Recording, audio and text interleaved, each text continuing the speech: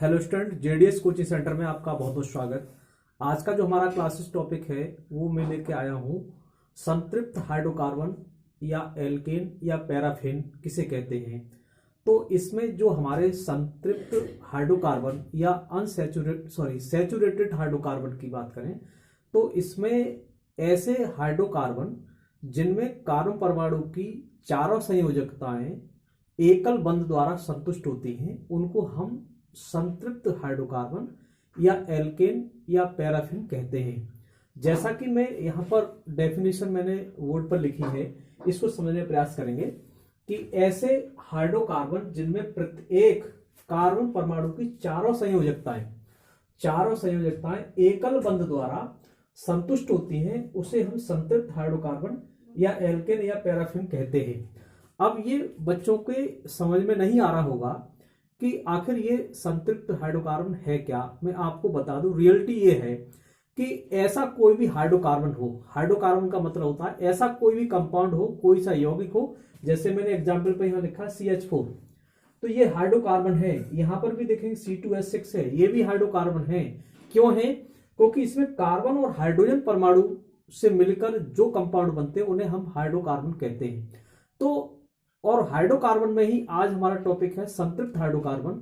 संतृप्त हाइड्रोकार्बन में हम बात करें कि इसमें ऐसे हाइड्रोकार्बन जिनमें कार्बन की चारों संयोजकताएं जो होती हैं वो एकल बंध द्वारा, यानी हाइड्रोजन से एकल बंध बना करके सिंगल बॉन्ड के द्वारा जुड़ने वाले जो कंपाउंड हमारे होते हैं उनको हम संतृप्त हाइड्रोकार्बन या एल्केन या पैराफिन कहते हैं। अब बात आती है कि कार्बन की हम संयोजकता 4 की बात कर रहे हैं, तो कार्बन की संयोजकता 4 इसलिए बोल रहे हैं कि आप यहां पर देख सकते हैं कि जैसे कार्बन का नंबर कितना होता है। कार्बन का नंबर आप देखेंगे, यहां आप देख लीजिए, कार्बन का नंबर होता है 6 और इसको अगर हम तोड़ते हैं 2,4 आता है। तो इसका मतलब यह है कि संयोजकता कार्बन की कितनी हुई? 4 हुई। तो यहां कार्बन की संयोजकता 4, इसमें हम देख सकते हैं यहां पर जैसे हमने कार्बन लगाया है यहां पर, तो कार्बन की संयोजकता देख रहे हैं कि यहाँ एक हाइड्रोजन, इधर एक हाइड्रोजन, इधर एक हाइड्रोजन, इधर हाइड्रोजन, क्योंकि कार्बन की चारों संयोजकताएं एकल बंध के द्वारा यानी उससे जुड़ी हुई है इस तरीके से। तो आप यहाँ पर देख रहे हैं कि यहाँ पर ये देखने का प्रयास करेंगे क्योंकि कार्बन की संयोजकता 4 यानी 1 2 3 4 और 4 से ही 4 हाइड्रोजन एकल बंध के द्वारा जुड़ करके तो कार्बन का पूरा स्टफ हो जाएगा, यानी इसके कार्बन के पास 8 इलेक्ट्रॉन हो जाएंगे। क्योंकि इससे यहां इसका जो सूत्र बताया गया, ये बात समझ में आएगी होगी। तो एल्केन या संतृप्त हाइड्रोकार्बन का जो सामान्य सूत्र होता है वो CnH2n+2 होता है। तो यदि हमने n बराबर, मान लीजिए n बराबर 1 माना है, अगर इस फॉर्मूले में हम C के स्थान पर n के स्थान पर 2 रखेंगे और यहां पर 2 × 1+2, तो इसका अगर हम मल्टीप्लाई 2 में करें, 1 में करेंगे तो 2 और +2 बराबर CH4, यानी मैथिन बनना है हमारा। और मैथिन की स्ट्रक्चर देख रहे हैं, खोल के बताई गई है, तो यहां सिंगल बॉन्ड बनना है इसके अंदर। इसी तरीके से यदि n बराबर 2 हमने रखा तो इसमें C जैसे 2 लिखा है, इसका मतलब है इस फॉर्मूले में n के स्थान पर 2 रखेंगे तो यहाँ 2 आ रहा है और H2 2+2 यानी ये आपका होगा C2H4+2। इसमें अगर 2 जोड़ देंगे तो C2H6 एथेन हो गया। तो एथेन की सिंगल बॉन्ड के द्वारा देखिए एक कार्बन, ये इसमें कार्बन की संख्या कितनी है? 2 है। तो यहाँ एक कार्बन ये सिंगल बॉन्ड के द्वारा यहाँ पर हमने एक हाइड्रोजन जोड़ दिया है, तो ये भी आपका संतृप्त हाइड्रोकार्बन बन रहा है। ऐसे ही यदि n बराबर हमने 3 रखा तो 3 रखेंगे, यहाँ 3 और 2 का गुणा 3 करोगे 6 और 2 जोड़ दिया तो कितना होगा? C3H8 प्रोपेन होता है।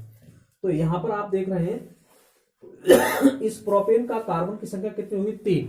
तो यहां पर एक हाइड्रोजन में जोड़ दिया और यहां पर 1 2 3 4 5 6 7 8, तो हाइड्रोजन भी 8 संख्या हो रही है, तो C3H8 प्रोपेन हो रहा है।